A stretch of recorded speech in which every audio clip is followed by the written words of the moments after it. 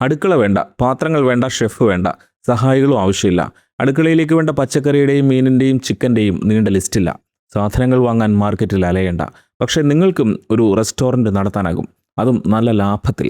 ഒരിക്കലും തിരക്കൊഴിയാത്തൊരു റെസ്റ്റോറൻറ്റ്. നിങ്ങളുടെ ചുറ്റുപാടുമുള്ള റെസ്റ്റോറൻറ്റുകളെ ഒന്ന് നിരീക്ഷിച്ച് നോക്കൂ. അവിടെ ഒരു പാറ്റേൺ കാണാൻ സാധിക്കും. ബിരിയാണിക്ക് 450 രൂപ വിലയുള്ള ഫൈൻ ഡൈനിങ് റെസ്റ്റോറൻറ്റുകളെയല്ല ഉദ്ദേശിച്ചത്. സാധാരണക്കാരായ മനുഷ്യർ ഭക്ഷണം കഴിക്കുന്ന സ്ഥലങ്ങൾ. അങ്ങനെയുള്ള റെസ്റ്റോറൻറ്റുകളിൽ എവിടെയാണ് തിരക്കുണ്ടാവാറുള്ളത്? 1. വിലക്കുറവുള്ളിടത്ത്. 2. നല്ല രുചിയുള്ള ഭക്ഷണം കിട്ടുന്നിടത്ത്. ഈ വിലക്കുറവുള്ള സ്ഥലത്ത് പോലും ഭക്ഷണത്തിന് രുചിയും വൃത്തിയും ഇല്ലെങ്കിൽ ആളുകൾ പോകില്ല. അപ്പോൾ റെസ്റ്റോറൻറ്റിലെ ക്ലിയർ വിന്നർ അതാണ്, നല്ല ഭക്ഷണം. അത് കൊടുത്താൽ എവിടെ ഇരുന്നും ആളുകൾ കഴിക്കും, തിരക്ക് കൂട്ടും. ഇത് മനസ്സിൽ കണ്ടുകൊണ്ട് തന്നെയാണ് അടുക്കളയില്ലാത്ത, പാചകക്കാരനില്ലാത്ത, പാത്രങ്ങളും സ്റ്റോർ മുറിയും ഇല്ലാത്ത റെസ്റ്റോറൻറ്റ് നമ്മൾ പ്ലാൻ ചെയ്യുന്നത്. 1 2 വിളമ്പുകാർ മാത്രം ഉണ്ടെങ്കിൽ സുഗമമായി നടത്തിക്കൊണ്ടു പോകാവുന്ന ഒരു റെസ്റ്റോറൻറ്റ്. അപ്പോൾ ഇനി ഈ റെസ്റ്റോറൻറ്റ് ഐഡിയയുടെ ഹാർട്ട് എന്താണെന്ന് പറയാം. ഔട്ട്സോഴ്സിങ്. ഭക്ഷണം ഉണ്ടാക്കുന്നത് ഔട്ട്സോഴ്സ് ചെയ്യുക. ഏതെങ്കിലും കാറ്ററിംഗ് കമ്പനിയിൽ നിന്ന് വാങ്ങി റെസ്റ്റോറൻറ്റിൽ വിൽക്കാനോ അല്ല ഉദ്ദേശിച്ചത്. മറിച്ച് നല്ല കൈപ്പുണ്യമുള്ള വീട്ടമ്മമാരും വീട്ടച്ഛന്മാരും അവരുടെ സ്വന്തം വീട്ടിലുണ്ടാക്കുന്ന ഭക്ഷണം നിങ്ങളുടെ റെസ്റ്റോറൻറ്റ് വഴി വിൽക്കുക. മേരി ചേച്ചി ഉണ്ടാക്കുന്ന മീൻകറിയും, ബീനാമ്മയുടെ ബീഫ് ഉലർത്തിയതും, ഇന്ദിരമാമയുടെ സ്പെഷ്യൽ ചട്നിയും, ഓമന ചേച്ചിയുടെ നല്ല തൈലം പോലിരിക്കുന്ന പുളിശ്ശേരിയും, സലീന താത്തയുടെ തരിപ്പത്തിരിയും പോത്ത് ബിരിയാണിയും നിങ്ങളുടെ റെസ്റ്റോറൻറ്റിൽ സംഗമിക്കും. അതാണ് നിങ്ങളുടെ അയൽപക്കത്തുള്ള സ്ത്രീകൾ അവരുടെ വീട്ടിൽ നിങ്ങളുടെ റെസ്റ്റോറൻറ്റിന് വേണ്ടി ഭക്ഷണം ഉണ്ടാക്കും. സാധനങ്ങളെല്ലാം അവർ വാങ്ങും, നല്ല രുചിയിൽ വയ്ക്കും. നിങ്ങളത് റെസ്റ്റോറൻറ്റിൽ വിൽക്കും. ലാഭം നിങ്ങൾക്കും അവർക്കും പപ്പാതി. ആ സ്ത്രീകൾക്കൊരു തൊഴിലുമായി, നിങ്ങൾക്ക് ലാഭകരമായ എഫേർട്ടില്ലാത്ത ഒരു റെസ്റ്റോറൻറ്റുമായി. ഇത്തരമൊരു outsourced real homely food restaurant എങ്ങനെ, എവിടെ തുടങ്ങണം, എങ്ങനെ ഓപ്പറേറ്റ് ചെയ്യണം, അതിൻ്റെ സാധ്യതകൾ എത്രയാണ്, എത്ര മുതൽ മുടക്കണം, ലാഭം എത്ര കിട്ടും, ഇനി ഈ റെസ്റ്റോറൻറ്റ് ബിസിനസ് മോഡലിൽ പരാജയ സാധ്യതകൾ എന്തെല്ലാമാണ്, ഇതെല്ലാം നമുക്ക് വിവിധ സെക്ഷനുകളിലായി നോക്കാം.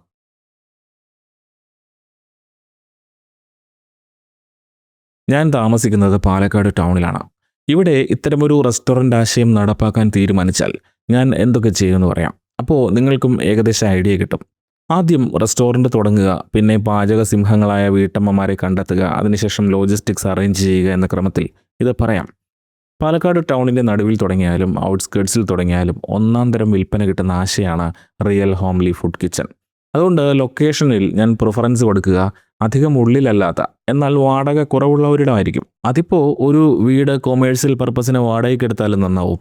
ഒരർത്ഥത്തിൽ ഒരു വീട്ടന്തരീക്ഷമാണ് ഇത്തരം റെസ്റ്റോറൻറ്റുകൾക്ക് പറ്റിയത്.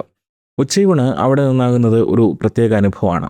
എന്നാലും മാസം 20,000 രൂപയിലധികം വാടക താങ്ങേണ്ടതില്ല. ഒരേ സമയം 40 മുതൽ 60 പേർക്ക് വരെ ഭക്ഷണം കഴിക്കാവുന്ന വിധത്തിൽ കസേരകളും മേശകളും സജ്ജീകരിക്കാൻ പറ്റണം. ഇൻറ്റീരിയറിനൊന്നും അധികം പണം മുടക്കരുത്. അതിലൊന്നുമല്ല നമ്മുടെ വിന്നർ ഇരിക്കുന്നത്, അത് വരാൻ പോകുന്നതേ ഉള്ളൂ. എന്തായാലും അഡ്വാൻസ് നൽകി ഒരു 50,000 രൂപയും മുടക്കിയാൽ ഡൈനിങ് സ്പേസ് റെഡിയാണ്. എൻ്റെ റെസ്റ്റോറൻറ്റ് ഒരു പാചകപ്പുരയല്ല, ക്യൂറേറ്റഡ് ഹോം ഫുഡ് പോയിൻ്റ് അല്ലെങ്കിൽ ടേസ്റ്റ് കളക്റ്റീവ് ആണ്. വീട്ടമ്മമാരുടെ കൈപ്പുണ്യം വിൽക്കുന്ന ഒരിടം. എന്നാലും ഒരു ചെറിയ അടുക്കള സ്പേസ് അവിടെ വേണം. ഭക്ഷണം ശേഖരിച്ച് വയ്ക്കാനും അത്യാവശ്യം ചൂടാക്കാനുമുള്ള ഒരിടം. Second hand counter setup, display വാമറുകൾ, ഇതൊക്കെ ഇന്ന് എവിടെയും സുലഭമായി വാങ്ങാൻ കിട്ടും. നമ്മൾ വിൽക്കുന്ന വീട്ടിലെ ഭക്ഷണം ഇലയിൽ കൊടുക്കണമെന്നതിനാൽ വലിയ സെറ്റ് പോട്ടറിയും ക്ലീനിങ് ഏരിയ ഒന്നും വേണ്ട. ഒരു ഫ്രിഡ്ജും ഫ്രീസറും എപ്പോഴും നല്ലതാണ്. പക്ഷേ ഓർക്കണം, ഫ്രീസർ ഇല്ലാത്ത റെസ്റ്റോറൻ്റാണ് ഏറ്റവും മികച്ച റെസ്റ്റോറൻറ്റ്. അവിടെ ഏറ്റവും ഫ്രഷ് കിട്ടും. പിന്നെ ഒരു പാഴ്സൽ കൗണ്ടർ സജ്ജീകരിക്കണം. സ്വിഗ്ഗി, സൊമാറ്റോ ഡെലിവറി പാർട്ട്ണർമാർക്ക് വിശ്രമിക്കാൻ ഒരു ചെറിയ ലോഞ്ച് ഏരിയയും. എന്തായാലും റെസ്റ്റോറൻറ്റ് ഏരിയ പാർട്ടീഷനെ കുറിച്ച് ഞാൻ അധികം പറയുന്നില്ല. വീഡിയോ കഴിയുമ്പോൾ അവിടെ എന്തെല്ലാം വേണമെന്ന് നിങ്ങൾക്ക് തന്നെ ഒരു ഐഡിയ കിട്ടിക്കോളും. അടുത്ത സ്റ്റെപ്പ് ഇമ്പോർട്ടൻ്റ് ആണ്, ഡിസൈഡിങ് ദി മെനു. ഹോട്ടലിൽ എത്ര നേരം എന്ത് ഭക്ഷണം വിളമ്പണം എന്ന് നിശ്ചയിക്കൽ. ബ്രേക്ക്ഫാസ്റ്റ്, ലഞ്ച്, ഡിന്നർ ലെവലിൽ ഒരു 18 മണിക്കൂർ റെസ്റ്റോറൻ്റായി അത് തുടങ്ങാം. അല്ലെങ്കിൽ ലഞ്ചും ഡിന്നറും മാത്രം വിൽക്കാം. അല്ലെങ്കിൽ ലഞ്ച് മാത്രമായി വിൽക്കാം. ഇനി ഒരു ബ്രേക്ക്ഫാസ്റ്റ് പോയിൻ്റായിട്ടാണെങ്കിൽ അങ്ങനെ. രാത്രി മാത്രം തുറക്കുന്ന ഫാസ്റ്റ് ഫുഡ് മോഡലാണെങ്കിൽ അങ്ങനെയോ ആകാം. ഇതിലേത് വേണമെന്ന് നിങ്ങൾക്ക് തീരുമാനിക്കാം. ഞാൻ തിരഞ്ഞെടുക്കുക ബ്രേക്ക്ഫാസ്റ്റും ലഞ്ചുമാണ്. ഡിന്നർ ഉണ്ടാകില്ല. അതിന് കാരണമുണ്ട്. എൻ്റെ റെസ്റ്റോറൻറ്റിൻ്റെ നായികമാരായ വീട്ടമ്മമാർക്ക് സൗകര്യപ്രദമാകുന്നത് ഈ നേരങ്ങളാണ്. മാത്രമല്ല റെസ്റ്റോറൻറ്റിൽ എൻ്റെയും അധ്വാനം കുറയും. അടുത്ത ദിവസത്തെ ലോജിസ്റ്റിക്സ് തിരക്ക് പിടിക്കാതെ അറേഞ്ച് ചെയ്യാനും പറ്റും. ഇനി പറയാൻ പോകുന്നത് കൂടി കേട്ടാൽ ഇക്കാര്യങ്ങളെല്ലാം കൂടുതൽ വ്യക്തമാകും. ശരി, ഇനിയാണ് യഥാർത്ഥ എഫേർട്ട്. ഹോം കുക്കിംഗ് ഔട്ട്സോഴ്സ് ചെയ്യാൻ പറ്റിയ നല്ല പാചകക്കാരികളായ വീട്ടമ്മമാരെ കണ്ടെത്തൽ. അതത്ര എളുപ്പമല്ല. ഒന്നാമതായി, നന്നായി ഭക്ഷണം ഉണ്ടാക്കാൻ അറിയാവുന്നവർക്ക് ഇങ്ങനെ ഹോട്ടലിലേക്ക് പാചകം ചെയ്തു കൊടുക്കാൻ താല്പര്യമുണ്ടാകില്ല. അവർക്ക് വേറെ ജോലികളുണ്ടാകും, അല്ലെങ്കിൽ ആ എക്സ്ട്രാ ഇൻകം ആവശ്യമില്ലാത്തവരായിരിക്കും. ഇനി ഇങ്ങനെ ഒരു കരാർ ജോലിക്ക് തയ്യാറുള്ളവരുണ്ടാക്കുന്ന ഭക്ഷണം ഞാൻ ഉദ്ദേശിക്കുന്ന ക്വാളിറ്റി ബെഞ്ച് മാർക്കിലേക്ക് വരികയില്ല. അതൊക്കെ പരിഹരിച്ച് വേണം മുന്നോട്ട് പോകാൻ. സമയമെടുക്കുന്ന പ്രോസസ്സാണിത്. എല്ലാ വഴിക്കും അന്വേഷിക്കണം. ചിലപ്പോൾ നോട്ടീസ് അടിച്ച് റെസിഡൻ്റ് ഏരിയകളിൽ വിതരണം ചെയ്യേണ്ടി വരും. നിങ്ങൾക്ക് നല്ല കൈപ്പുണ്യം ഉണ്ടെങ്കിൽ ഇതാ ഒരു തൊഴിലവസരം എന്ന തലക്കെട്ടിൽ നല്ല ഫ്ലയറുകൾ പ്രിന്റ് ചെയ്ത് വിതരണം ചെയ്ത റിസൾട്ട് ഉണ്ടാകും. ലൊക്കേഷൻ ഒപ്റ്റിമൈസ് ചെയ്ത് സോഷ്യൽ മീഡിയയിൽ പരസ്യം ചെയ്യുന്നതും നല്ല പരിപാടിയാണ്. എന്തായാലും ഇതിൽ താല്പര്യം കാണിക്കുന്ന വീട്ടമ്മമാരുടെ വീടുകളിലെല്ലാം പോകണം. അവരുണ്ടാക്കുന്ന കറികൾ രുചിച്ചു നോക്കണം. കറികളുടെ നിറം, കൺസിസ്റ്റൻസി, അതുണ്ടാക്കാൻ എടുക്കുന്ന സമയം, ഇതെല്ലാം ശ്രദ്ധിക്കണം. ഭക്ഷണം ഉണ്ടാക്കുന്ന അന്തരീക്ഷം പരിശോധിക്കണം. വൃത്തിയും വെടുപ്പും പ്രധാനമാണ്. കാരണം അവരുണ്ടാക്കുന്ന ഭക്ഷണം വിൽക്കുന്നത് നിങ്ങളാണ്. ഉത്തരവാദിത്വം നിങ്ങളുടേത് മാത്രമാണ്. അതിനൊപ്പം പ്രാദേശിക കുടുംബശ്രീ ADS യോഗങ്ങൾ വഴിയും നല്ല പാചകക്കാരികളെ കണ്ടെത്താം. ചിലപ്പോൾ ഒരു കുടുംബശ്രീ യൂണിറ്റ് മാത്രം മതിയാകും നിങ്ങൾ ഉദ്ദേശിച്ച കാര്യം നടക്കാൻ. എന്തായാലും സ്ക്രീനിങ് എല്ലാം കഴിഞ്ഞാൽ മെനുവിൻ്റെ കാര്യത്തിലും തീരുമാനമാകും. ബ്രേക്ക്ഫാസ്റ്റിന് എന്തെല്ലാം വേണം, ഏതെല്ലാം കറികൾ വേണം, അങ്ങനെയെല്ലാം. ചായ മാത്രമേ നിങ്ങൾ റെസ്റ്റോറൻറ്റിൽ ഉണ്ടാക്കേണ്ടി വരൂ. അതോടൊപ്പം ഉച്ചയൂണിൻ്റെ വിഭവങ്ങളും തീരുമാനിക്കണം. ഊണ്, ബിരിയാണി, മീൻ, ഇറച്ചി വിഭവങ്ങൾ, അങ്ങനെ ഓരോരുത്തർക്കുള്ള ചുമതലകൾ വീതിച്ചു കൊടുക്കണം. ചോറ് നിങ്ങൾ റെസ്റ്റോറൻറ്റിൽ വെക്കേണ്ടി വന്നേക്കാം. ഇനി ഇതിലെ ലോജിസ്റ്റിക്സ് പറയാം. 2 തരത്തിൽ വീട്ടമ്മമാരുമായി കരാറുണ്ടാക്കാം. ഒന്ന് ഫുൾ കോൺട്രാക്റ്റ്. അത് പ്രകാരം സാധനങ്ങളെല്ലാം ഈ വീട്ടമ്മമാർ തന്നെ വാങ്ങണം, എന്നിട്ട് പാചകം ചെയ്യണം. റെഡിയായ സാധനങ്ങൾ റെസ്റ്റോറൻറ്റിൽ എത്തിക്കണം. ഉദാഹരണത്തിന്, ബീനാമ്മ 5 കിലോ ബീഫ് മാർക്കറ്റിൽ പോയി വാങ്ങി അതിൻ്റെ അനുസാരികളെല്ലാം ചേർത്ത് ഉലർത്തി ഓട്ടോയിൽ കയറ്റി കൊടുത്തയച്ചാൽ അത് നിങ്ങളുടെ റെസ്റ്റോറൻറ്റിലും തൂക്കി നോക്കി എഴുതി വയ്ക്കണം.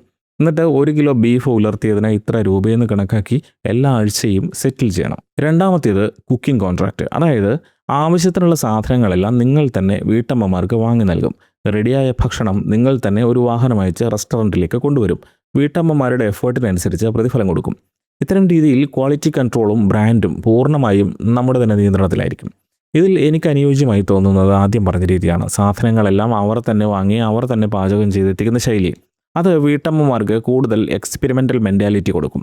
അവരുടെ റെസിപ്പി ഓരോ ദിവസവും കൂടുതൽ മെച്ചപ്പെടും. പക്ഷേ ഇതിലൊരു ബുദ്ധിമുട്ടുള്ളത് എന്താണെന്ന് വെച്ചാൽ സാധനങ്ങളുടെ വില വ്യത്യാസമാണ്. ഉദാഹരണത്തിന്, മീനിന് ഇന്നത്തെ വിലയായിരിക്കില്ല നാളെ. അതുകൊണ്ട് പ്രൈസിങ്ങും ഡൈനാമിക് ആയിരിക്കണം. ഈ രീതിയിലെ ലോജിസ്റ്റിക്സ് മാത്രം വേണമെങ്കിൽ എനിക്ക് സജ്ജീകരിക്കാൻ കഴിയും. ഒരൊറ്റ വണ്ടി ഓടിയാൽ മതി എല്ലാ വീടുകളിൽ നിന്നുള്ള വിഭവങ്ങൾ കളക്ട് ചെയ്ത് തിരികെ എത്താലോ. അങ്ങനെ ഏതാണ്ട് എല്ലാ തയ്യാറെടുപ്പുകളും പൂർത്തിയായ റെസ്റ്റോറൻറ്റ് ആരംഭിക്കാം. ഇനി ആദ്യത്തെ 1 വർഷം ഇതെങ്ങനെ ഓപ്പറേറ്റ് ചെയ്യണമെന്നും പതിയെ സ്കെയിലപ്പ് ചെയ്യണമെന്നും അടുത്ത സെക്ഷനിൽ പറയാം.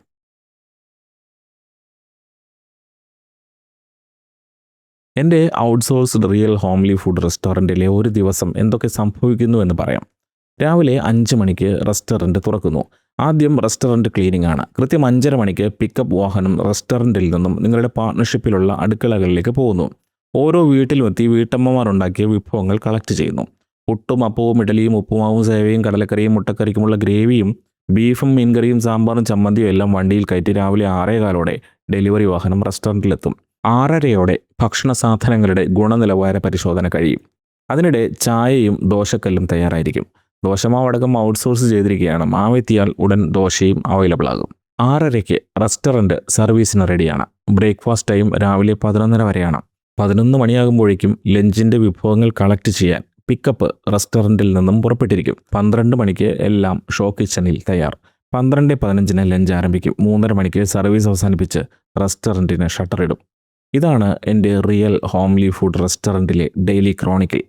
ഇതിന് പുറമെ റെസ്റ്റോറൻറ്റിൽ എൻ്റെ ബിസിനസ് മോഡൽ എന്താണെന്ന് ഞാൻ കൃത്യമായി കസ്റ്റമേഴ്സിനെ അറിയിക്കും. നിങ്ങൾ കഴിക്കുന്ന മീൻകറി ഉണ്ടാക്കിയത് ആരാണ്? ബീഫ് കറി എവിടെ നിന്ന് വന്നു? ഇഡ്ഡലിയും ചട്നിയും ഇത്രയും മനോഹരമാക്കിയത് ആരാണ്? ഇതെല്ലാം വിശദമാക്കുന്ന വീഡിയോ ഒരു ടെലിവിഷൻ സ്ക്രീനിൽ ഇടതടവില്ലാതെ പ്രദർശിപ്പിക്കുന്നത് ഒന്നാന്തരം ഒരു ഇൻഹൗസ് മാർക്കറ്റിംഗ് ആണ്. മാത്രമല്ല, ഈ വീട്ടമ്മമാർ കുക്ക് ചെയ്യുന്ന ചിത്രങ്ങൾ വെച്ചുള്ള ഫുൾ ഫിഗർ ഫ്ലെക്സ് ബോർഡുകളും വാൾ ഫ്രെയിമുകളും ഒക്കെ റെസ്റ്റോറൻറ്റിൽ വയ്ക്കാം. അത് നല്ലൊരു അന്തരീക്ഷം സൃഷ്ടിക്കും. ഈ വീട്ടമ്മമാരാണ് നിങ്ങളുടെ ആസ്തി. അത് എപ്പോഴും ഓർമ്മയുണ്ടാകണം. അവർക്ക് റെസ്റ്റോറൻറ്റ് ഓപ്പറേഷനിൽ പ്രയോറിറ്റി കിട്ടണം. കൃത്യമായ റോയൽറ്റി എല്ലാ ആഴ്ചയും മുടങ്ങാതെ വീട്ടിലെത്തിക്കണം. ആ ഇൻകം ഫ്ലോ അവരെ വളരെ ലോയലായ ടെർമിനലുകളാക്കും. ഓരോ ദിവസവും അവർ പുതിയ റെസിപ്പികൾ പരീക്ഷിക്കും. അതെല്ലാം നമ്മുടെ റെസ്റ്റോറൻറ്റിൻ്റെ ആണിക്കല്ലുകളാകും.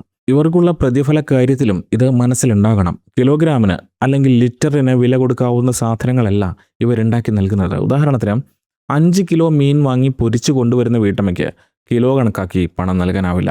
ആദ്യം അത് എത്ര മീനുകളുണ്ടെന്നോ അല്ലെങ്കിൽ എത്ര കഷണങ്ങളുണ്ടെന്നോ നോക്കണം. നിങ്ങൾ ഒരു പീസ് മീൻ എത്ര രൂപയ്ക്ക് വിൽക്കുന്നുവെന്ന് നോക്കി 30% വരെ നിങ്ങളുടെ പ്രോഫിറ്റ് കണക്കാക്കി ബാക്കി അവർക്ക് കൊടുക്കണം. 3000 രൂപയ്ക്ക് സാധനങ്ങളും വിറകും എല്ലാം ചിലവാക്കി നല്ലപോലെ അധ്വാനിച്ച ആ വീട്ടമ്മയ്ക്ക് ഒരു ദിവസം 1500 രൂപയെങ്കിലും ആദായം കിട്ടുന്ന തരത്തിലാവണം പ്രൈസിങ്.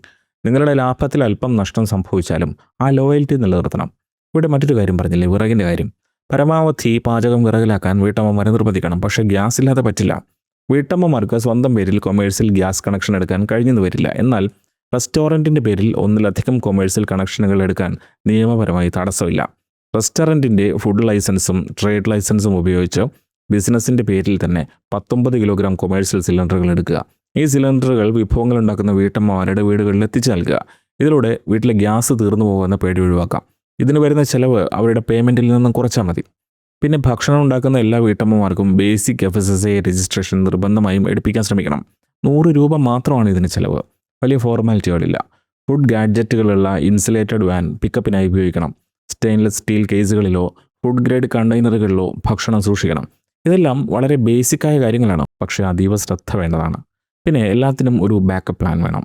മീൻകറി ഉണ്ടാക്കുന്ന വീട്ടമ്മയ്ക്ക് ഒരു ദിവസം അതിന് സാധിക്കാതെ വന്നാൽ ഒരു ബാക്കപ്പ് വേണം.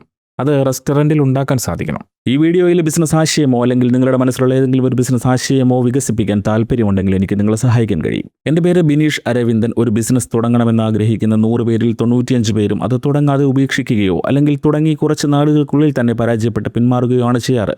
കൃത്യമായ ബിസിനസ് ഐഡിയ തിരഞ്ഞെടുക്കാൻ സാധിക്കാതെ വരുന്നവരുണ്ട്. എവിടെ എങ്ങനെ തുടങ്ങണം എന്നതിനെക്കുറിച്ച് കൃത്യമായ റോഡ് മാപ്പ് ഇല്ലാത്തവരുണ്ട്. ബിസിനസ്സിൻ്റെ ലീഗൽ ആൻഡ് ലൈസൻസിങ് പ്രൊസീജിയറിനെ കുറിച്ച് അറിവില്ലാത്തവരും മാർക്കറ്റ് കണ്ടെത്താൻ സ്ട്രഗിൾ ചെയ്യുന്നവരുണ്ട്. അവിടെയെല്ലാം എനിക്ക് സഹായിക്കാൻ പറ്റും. നിങ്ങളുടെ വീട്ടിൽ തന്നെ 1 രൂപ പോലും ചെലവഴിക്കാതെ ആരംഭിക്കുന്ന സംരംഭം മുതൽ വലിയ മുതൽ മുടക്കിൽ ആരംഭിക്കുന്ന സംരംഭങ്ങളിൽ വരെ എന്തിനും ഉപദേശം നൽകി കൂടെ നിൽക്കാൻ എനിക്ക് സാധിക്കും. എൻ്റെ കൺസൾട്ടൻസിയിൽ ജോയിൻ ചെയ്യാൻ വളരെ ചെറിയൊരു ഫീസ് മാത്രമാണ് നിങ്ങൾക്ക് നൽകേണ്ടി വരിക. എൻ്റെ 1-on-1 ബിസിനസ് കൺസൾട്ടിംഗ് സർവീസിൽ നിങ്ങളുടെ താല്പര്യം, ബജറ്റ്, എക്സ്പീരിയൻസ്, നിങ്ങളുടെ പ്രദേശത്തെ മാർക്കറ്റ് എന്നിവയെല്ലാം കൃത്യമായി വിശകലനം ചെയ്ത് നിങ്ങൾക്ക് മാത്രം അനുയോജ്യമായ രീതിയിൽ ഡിസൈൻ ചെയ്യുന്ന പേഴ്സണലൈസ്ഡ് ബിസിനസ് ഗൈഡൻസ് ആണ് ഞാൻ നൽകുന്നത്. ബിസിനസ് ആശയം കണ്ടെത്തലും വാലിഡേഷനും, ആദ്യത്തെ പ്രൊഡക്റ്റ് വിപണിയിൽ ഇറക്കൽ, ലൈസൻസിംഗും നിയമവശങ്ങളും, GST registration, MSME, Udyam, FSSAI, brand trade mark, marketing and sales strategy, profitability and scaling up, ഇവയെല്ലാം ഒരു സിംഗിൾ പാക്കേജ്. നിങ്ങളെ ഒരിക്കലും എൻ്റെ പുതിയ കോഴ്സുകൾ അപ്സെൽ ചെയ്ത് ഞാൻ സമ്മർദ്ദത്തിലാക്കില്ല. എല്ലാറ്റിനുമായി ഒരൊറ്റ പാക്കേജ് മാത്രം. നിലവിലുള്ള ജോലിക്കൊപ്പം പാസീവ് ഇൻകം ആഗ്രഹിക്കുന്നവർക്കും പാർട്ട് ടൈം ബിസിനസ് താല്പര്യങ്ങളുള്ളവർക്കും ചെറിയ മുതൽ മുടക്കിൽ സ്വന്തമായി സംരംഭം തുടങ്ങാൻ ആഗ്രഹിക്കുന്ന വീട്ടമ്മമാർക്കും വിദ്യാർത്ഥികൾക്കും ബിസിനസ് ഐഡിയ കൈവശമുണ്ടെങ്കിലും പ്രാക്ടിക്കൽ വേൾഡിൽ അത് എക്സിക്യൂട്ട് ചെയ്യാൻ ആശയക്കുഴപ്പമുള്ള തുടക്കക്കാർക്കും നിലവിലുള്ള സംരംഭകർക്കും ഇത് യൂസ്ഫുൾ ആണ്. കൂടുതൽ വിവരങ്ങൾക്ക് ഈ വാട്സപ്പ് നമ്പറിൽ ബന്ധപ്പെടാം. നമുക്ക് ഒരുമിച്ച് വളരാം. വീഡിയോയിലേക്ക് തിരികെ പോകാം. പിന്നെ ശ്രദ്ധിക്കേണ്ടുന്നൊരു കാര്യമുണ്ട്. ഭക്ഷണം പാകം ചെയ്യുന്നത് മുതൽ വിളമ്പുന്നത് വരെയുള്ള സമയം നിർണായകമാണ്. കുക്ക് ചെയ്ത ഭക്ഷണം 5 ഡിഗ്രി സെൽഷ്യസിനും 60 ഡിഗ്രി സെൽഷ്യസിനിടയിൽ കൂടുതൽ നേരം ഇരുന്നാൽ ബാക്ടീരിയ വേഗം പെരുകും.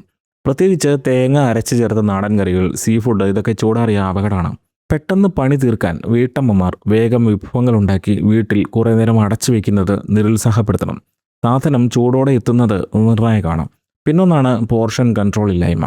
വീടുകളിൽ നിന്ന് വ്യത്യസ്ത പാത്രങ്ങളിൽ കറി എത്തുമ്പോൾ ചിലതിൽ കഷണങ്ങൾ കൂടുതലും ഗ്രേവി കുറവായിരിക്കും. റെസ്റ്റോറൻറ്റിലെ അളവുമായി ഇത് യോജിച്ചു പോയെന്ന് വരില്ല.